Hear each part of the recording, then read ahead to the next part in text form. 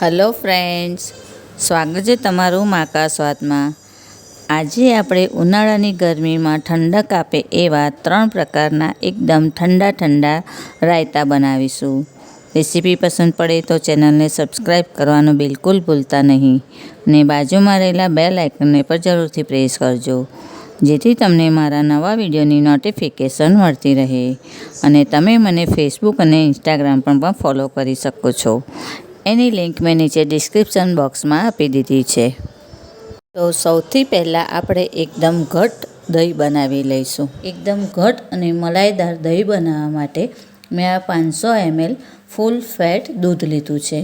એને મેં થોડુંક ગરમ કરી લીધું છે અને ગરમ કર્યા પછી એને થોડુંક ઠંડુ થવા દીધું છે કે જેટલી આપણી આંગળી અંદર મૂકી શકાય એટલું જ ગરમ કરવાનું, એને બહુ ગરમ નહીં કરવાનું। અને એની ઉપર મલાઈ ના થાય એના માટે મેં એક વખત આવી રીતે વલોણીથી એને ફેરવી લીધું હતું। હવે એની અંદર આ 1 થી 1.5 ટેબલસ્પૂન જેટલું હું દહીં એડ કરીશ। દૂધને આપણે મલાઈ થાય એટલું ઉભરો આવે એટલું ગરમ નથી કરવાનું, નહીંતર ઉપર પછી મલાઈ જામી જશે। અને આ રીતે એક વખત આપણે વલોણી ફેરવી દેવાની છે એટલે દૂધ અને દહીં એકદમ સરસ મિક્સ થઈ જશે। બસ હવે આને આપણે ઢાંકીને 10 થી 12 કલાક માટે રહેવા દઈશું। ગરમી ચાલુ થઈ ગઈ છે એટલે આ દહીં ફક્ત 5 જ કલાકમાં સરસ જામી ગયું છે, તો એને હવે આપણે ફ્રીજમાં ઠંડુ થવા માટે મૂકી દઈશું। દહીં આપણું સરસ ઘટ્ટ થઈ ગયું છે, જો છે ને ચોસલા પડે એવું। તો હવે આને આપણે ભાગી કાઢીશું એટલે એકદમ સ્મૂથ કરી લેવાનું છે।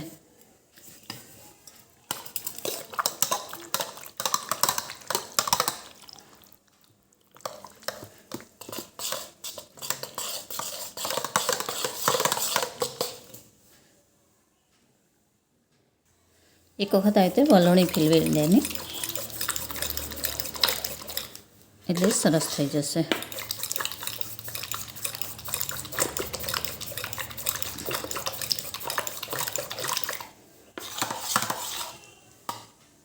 જો દહીં આપણું બધું જ ભાંગી ગયું છે, તો હવે આપણે રાયતા બનાવી લઈએ। સૌથી પહેલાં આપણે બુંદીનું રાયતું બનાવીશું। તેના માટે આ એક કાચના બાઉલમાં આપણે 2 થી 3 ચમચા જેટલું આ દહીં લઈશું।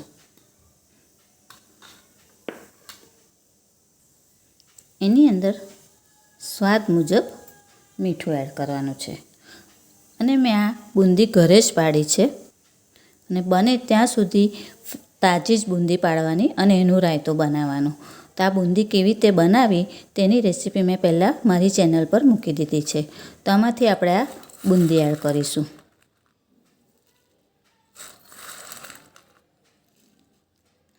બુંદી વધારે પડતી એડ નહીં કરવાની, નહીંતર બધું દહીંમાં એ શોષાઈ જશે અને આપણું રાયતું એકદમ ડ્રાય થઈ જશે।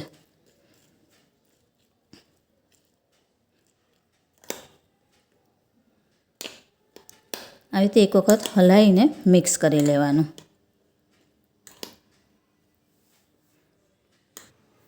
હવે આને આપણે બુંદી પલાળવા માટે સાઈડ પર મૂકી દઈશું।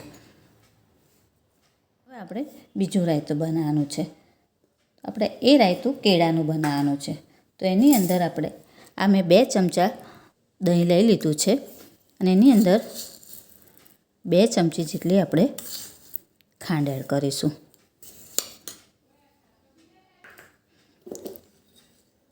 સ્વાદ મુજબ મીઠું,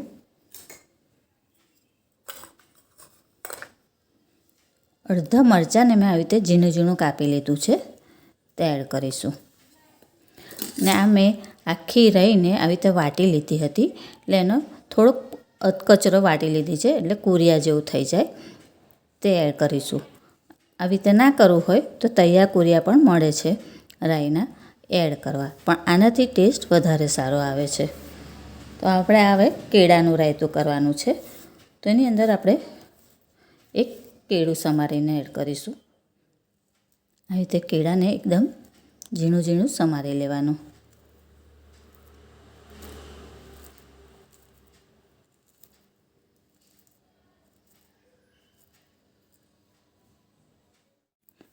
હવે આને પણ મિક્સ કરી લેવાનું છે.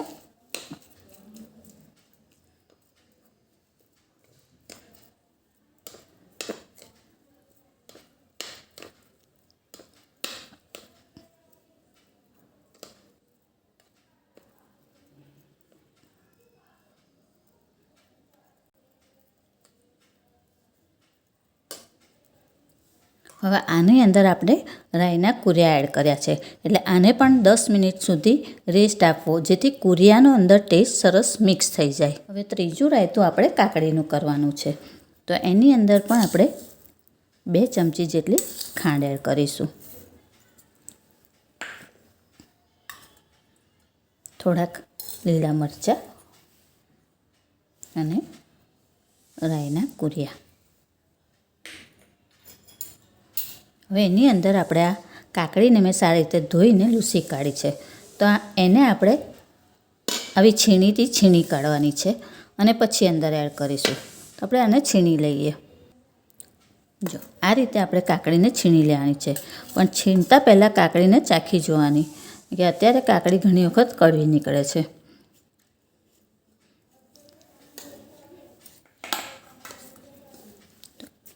હવે આને પણ એક વખત સરસ આવી રીતે હલાવી લેવાનું.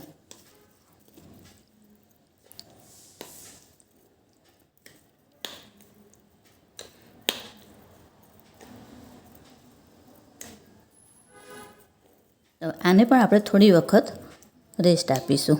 તો તૈયાર છે આપણા શરીરને ઠંડક આપે એવા એકદમ ઠંડા ઠંડા રાયતા.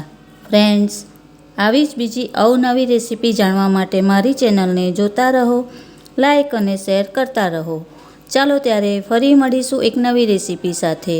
ત્યાં સુધી હેપી કુકિંગ. Thank you.